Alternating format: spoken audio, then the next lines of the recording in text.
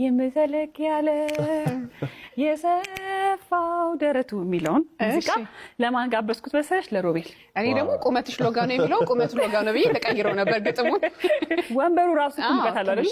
አረ አስቢው፣ አስፋው መሸሻን የመሰለ ታላቅ ሰው እንወደው የምናከብረው ነፍሱን ይማረውና እንደዛ አይነት ሌጀንደሪ የሆነ ሰው የተቀመጠበት ቦታ ላይ መቀመጥ በራሱ ከባድ ነው በጣም። እኔ እንደውም ጫናው ምን ያህል ነው እያልኩ ነበር። አስብ ነበር።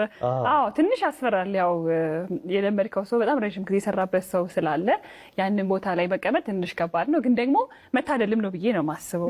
ለዛ ቦታ መታደልና እዛ ቦታ ላይ መቀመጥ ግን እንደተመቸ ነው የሚያስታውቀው። ቦታውማ ደስ ይላል፣ የሆነ ግሬስ አለው። ይመች ብያለሁ። እኔ ግን እንደዚህ ላይ ምን ላንሳ መሰላችሁ? ላለፉት 4 ዓመታት በጣም ብዙ ወንድ ስራ ባልደረቦች ነበሩና እኔ ነበርኩ የቤቱ ልጅ። በቃ ማለት እዚህ ራሱ ቤት ውስጥ እንግዳም ሲመጣ ምናምን ስለ ረጅም ሰው ከተወራ እኔ ነበርኩ የምጠራው። ይኸውላችሁ ማይተካ የለም። ይኸው ሊበልጠኝ ተገኝቶ ቁጭ